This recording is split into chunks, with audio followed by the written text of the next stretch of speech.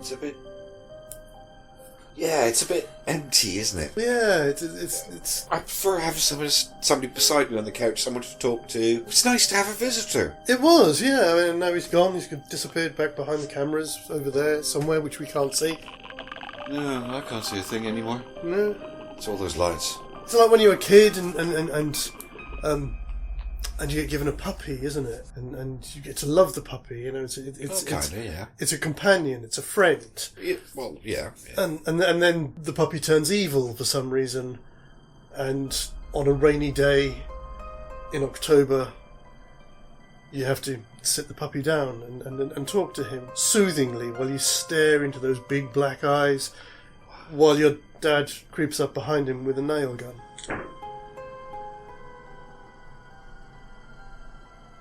What? Does that never happen to you? Never.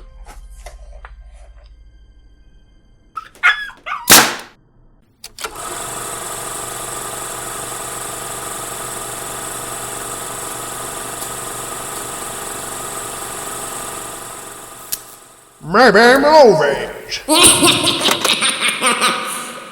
No puppies or filmmakers were hurt in the making of that sketch. That sounds about right. Welcome back to Maybe Movies. I'm still Max. Oh, and I am very still sad. And we are less than a week away from the day itself. The spookiest day of the year. Woohoo!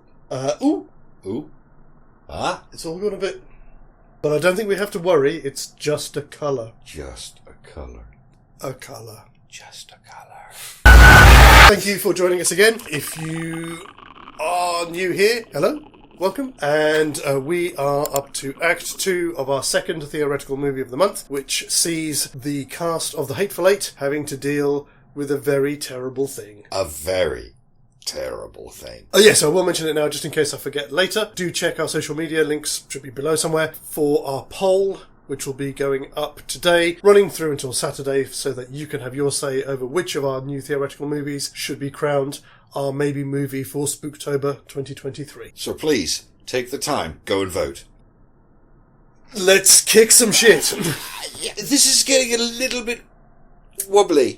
One thing in particular that I wanted to, and it does mean very briefly leaping back into Act 1. Yes. Everything is fine up until the point, obviously, Bob and Warren are down in the stables putting the horses away. Yes. And we said, obviously, they string the line out to the shitter, don't they? Yes. It's not Bob and Warren, but it's the other two. It's Obie and Chris. Is it Chris? Yeah. Oh. So because I had the moment I really liked from last time when Chris looks at General Smithers, but they do go back into the haberdashery before the other two. So do we want to say that he's been alone with him for long enough? Or not? I mean, all we would need to do is we would need to just bring forward the events in the barn a little bit, but that kicks off before Chris gets a chance. There's monsters out there. They're creeping around. I don't know what to do. It's fine. I'm sure we're safe. But yeah, so do we want to say that he's had time to assimilate Obie as well, or that it gets stopped because of what happens in the barn?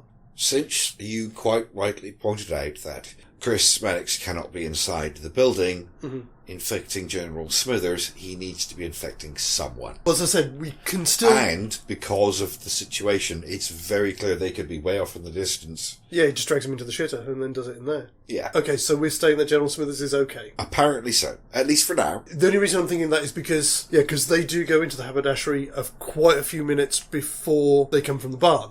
So it's entirely possible that both could happen. Oh. No, because, I mean, at the moment, we're unwriting what we did last time. Okay, so you'd rather just unwrite it and then move forward from that point? Because it was kind of like the end of the act, wasn't it? When it was the end of the act. Yeah.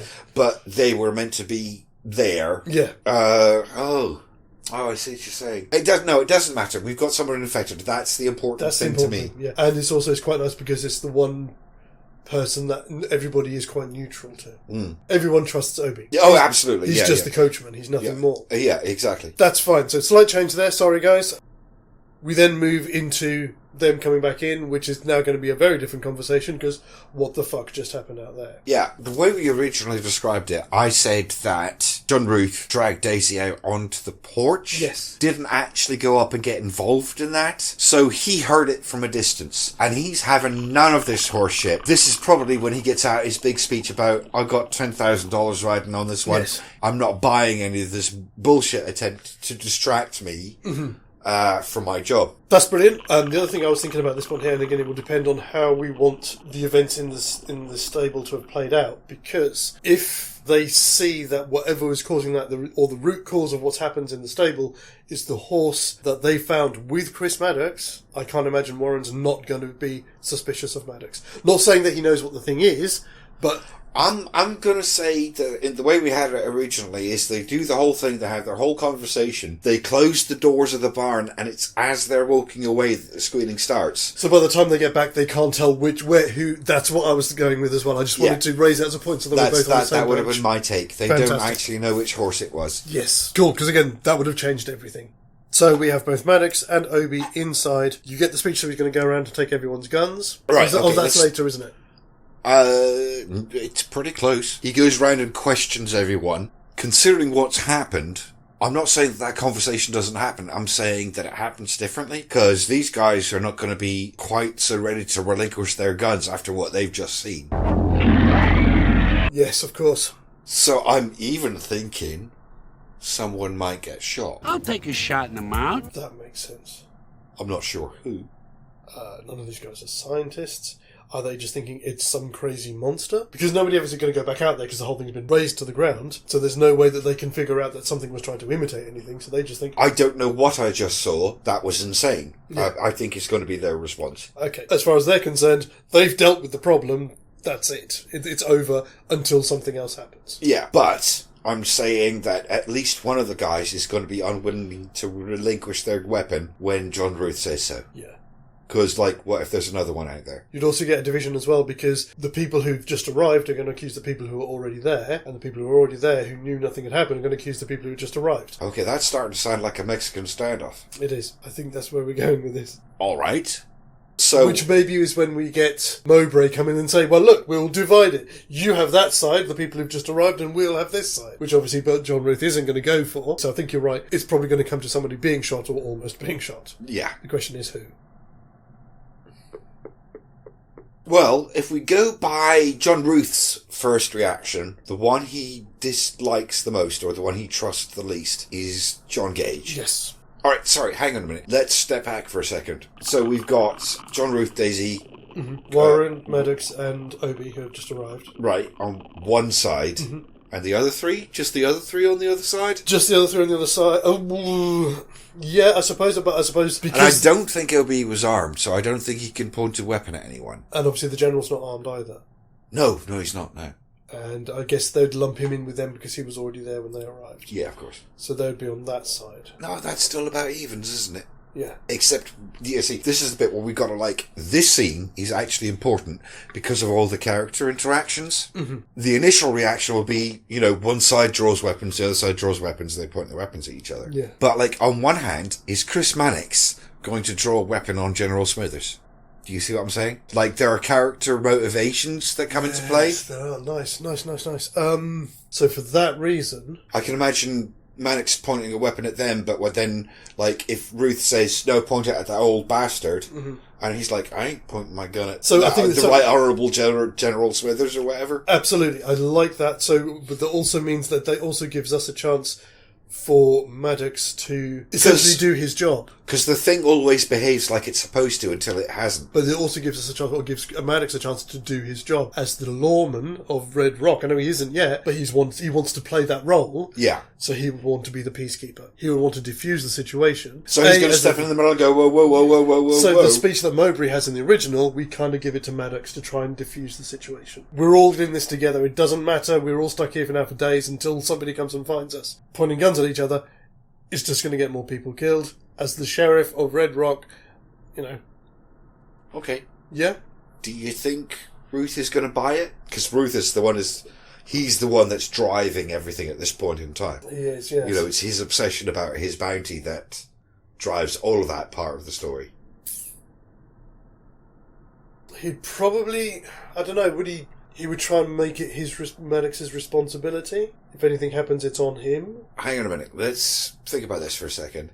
Maybe this is when Ruth goes, I want to disarm those sons of bitches. Yes, that would make sense. And that's when he takes the weapons away. Yeah. And that's why he takes the weapons away. Yeah. Okay, I agree to what you're saying, but everyone hands over their guns. Yeah. Fair enough. Yeah? Yeah. Yeah. All right, okay. First hurdle. So that will move us on to Stew. That's the next bit, isn't it? Because the general's still alive, so it must be Stew. Yes, it must be Stu. Yeah. So have some coffee, have some stew, because it's while they're having the meal that we get the bit with the general, isn't it? Mm. We've made it this far. We're going to take a very quick pause while we do a quick shout out, and this one is again spooky season. So this is for another one of my favourite audio horror channels. This is for Horror Babble. It's run by Ian Gordon and his wife Jen. They do a range of classic ghost stories, horror stories, and some contemporary stuff as well as some of his own. There'll be obviously links above, links below. Do check them out. They are going, as always, from strength to strength, and they're doing loads of new stuff at the moment for spooky season. So check it out, Horror Babble. Well worth it. So that's that, folks.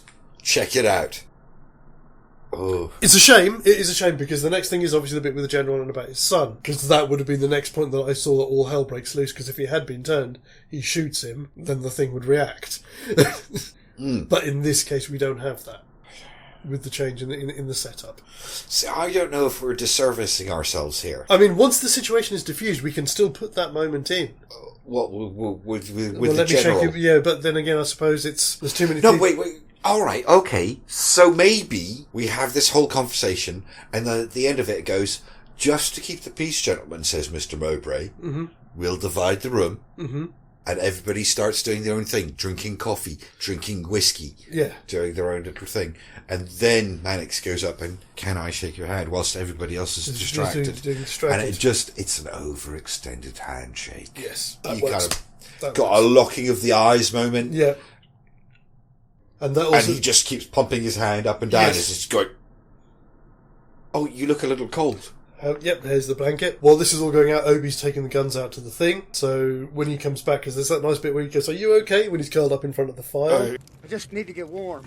So so we run through, we still get the confrontation between Warren and the General. Yes, we would. So we get the revelation about his son. Because, of course, Warren is still motivated by Warren. Yes. So, yes, he would. That story would come out. So the question is, what happens? Does the General go for the gun or not? The thing behaves like the person until it can't anymore. So I think it does go for the gun. Mm-hmm. But then when he shoots it... This is where this starts to break down, because how the fuck are they going to deal with that? Yes, right. Okay, so, oh god, this could end very quickly. Yes, no flamethrowers. No flamethrowers, very little gasoline. And only 3 of them have guns? Oh god.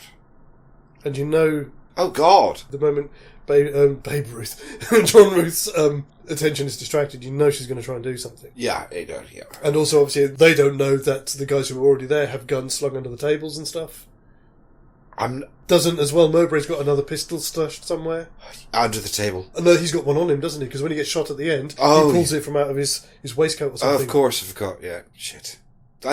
All of that's irrelevant. I'm just trying to think my way past this initial situation. Yeah. So he shoots him as he goes for the gun. He shoots him. He falls back, and then it should be. I think it's probably what you imagined anyway. You just see the blanket start to move. Yeah, it's something was ever happening under the blanket. All the tentacles start slithering out from under the blanket and stuff. Mm-hmm.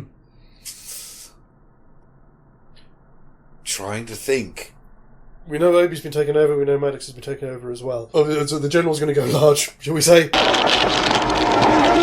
So everybody who is still human will probably start shooting at that, is my reaction. Of it's course, a survival instinct. I think the other guys... At this point, they've got no idea that the other 2 are the thing. No. So I think Mowbray and John Gage will go for their hidden guns and just shoot at the thing, because that's the clear and present danger. Yes, but they're just going to shoot and shoot and shoot. Yeah. Because we've got Bob as well, haven't we? I don't think it matters. I don't think it matters at all. I thought it would go farther than this. Yeah, I think it ends here. I don't really see... I can't even think of a because movie. No, unless somebody... But again, you can't even really get past him, because isn't Obi at this point still curled up in front of the fire? Yes. So you can't even get to him, because if they try and get, say, like, drag some kindling off or some logs off the fire to throw at it, he's going to stop them, potentially. Yeah. I think this ends here. It really ends in a massacre. Oh. Yeah. Dominic's going to use that as an excuse to get away. Not that she can go anywhere. I know we've broken movies before, folks, but this was abrupt. Mm-hmm. Really abrupt. I think we fucked it. I think we have. We broke her.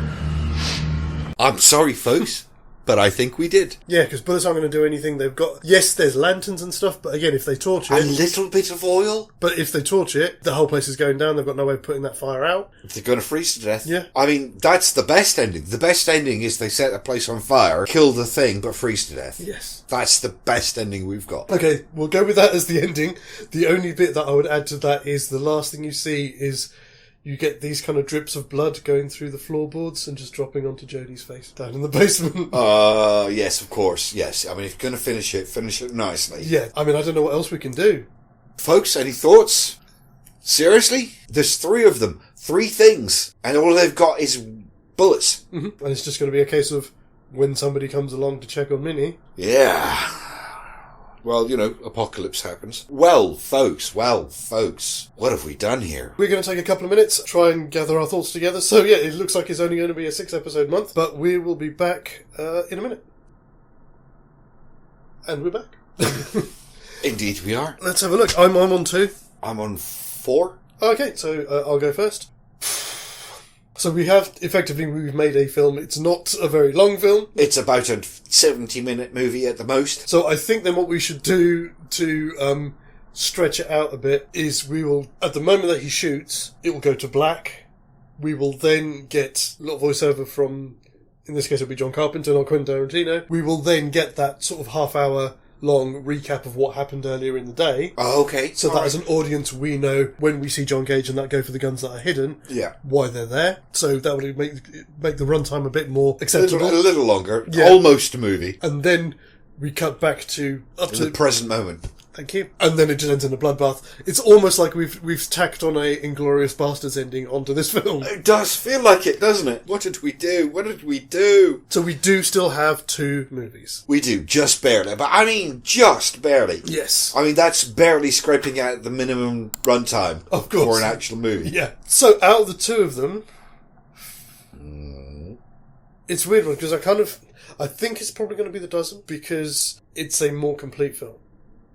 Well, we did struggle with it at the start. I think you mentioned it at the end of, when we did the 3rd act, we kind of actually rounded it off pretty well. The 3rd act kind of made up for it. Yeah. So I think, as it is a more complete film, can't believe that I'm doing this. I'm voting against the thing itself. Yes. But yeah, I'm gonna go with The Dozen. And I'm pretty much in the same situation as yourself. The Hateful Thing is barely a movie. I know. Barely a movie. We actually had a bit of an ending. Mm-hmm. With The Dozen. So I've got to vote for that. I've got to. We will hopefully get something from Dean from Out of the Ether so we can add his vote to ours. Yes. And we'll count that as one of those because he was on the show. Hopefully. It's now over to you guys. We will be running the poll now through until Saturday. It'll be midday Saturday, all of the different polls. It will be on our Patreon page, on our Twitter feed. It'll be the pinned post on our Twitter feed. It will also be going up on our community tab on Friday because that one only runs for 24 hours. Same as with our Instagram story, it will be up there from lunchtime on Friday as well. Go back over, have a look over the month, watch the videos, have a good think about what we've done here, and at the pitch meeting for November, we will announce which of these 2 films is our Spooktober horror maybe movie. Indeed. That was unexpected. I don't know what to do now. Same. I mean, obviously, so there won't be anything from us on Friday then. This will be going out on Wednesday as our normal show would do. But who knows? We'll find something to put out on Friday. There will be something, I don't know what yet. Maybe a movie, actually. I don't know. But of course, if you do like what we do here, then please do all the usual. Please do like the videos, share them out there, leave us a comment, because it really does help with with the algorithm. The algorithm, yes. The great god algorithm. The great beast that must be destroyed. We're going to have a sleep, and we will be back at the start of November. So until then, whatever you're doing this Halloween, have a good one. Take care, and we will see you next month. As always, guys, TTFN. Ba ba ba ba ba ba ba ba ba ba ba ba ba ba.